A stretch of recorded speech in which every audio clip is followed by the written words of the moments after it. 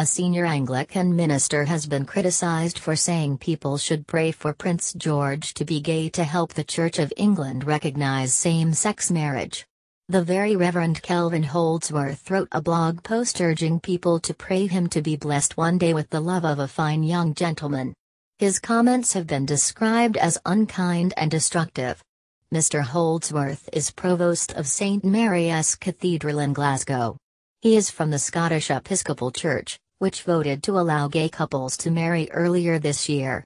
Same-sex marriages in Anglican churches are banned in England and Wales. In his blog post, Mr. Holdsworth said that if Prince William's 4-year-old son married another man in the future, it would help the Church of England become more inclusive.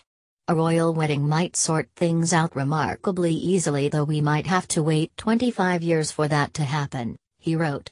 Who knows whether that might be sooner than things might work out by other means.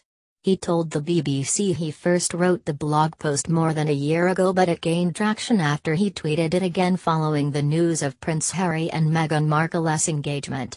This quote seems to be getting a lot of attention because it was picked up by a number of anti-gay campaigners in the Church of England, he said.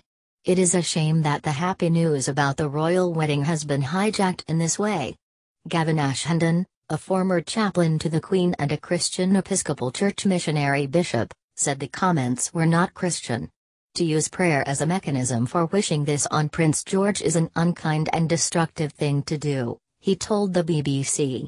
It doesn't have the prince's best interests at heart, but uses him as a gender political football to please 1.7% of the population. What is especially odd and incongruous is the fact that it is suddenly okay to pray for someone to be gay, but totally unacceptable to pray for them to be free from being gay and to resume a sexuality that was in tune with their biology. This seems not only contradictory but hypocritical. Susie Leaf, the director of the conservative evangelical group Reform, was also critical of Mr. Holdsworth's blog. I was very disappointed that he was prepared to bring a child into this same-sex marriage debate, she told the BBC.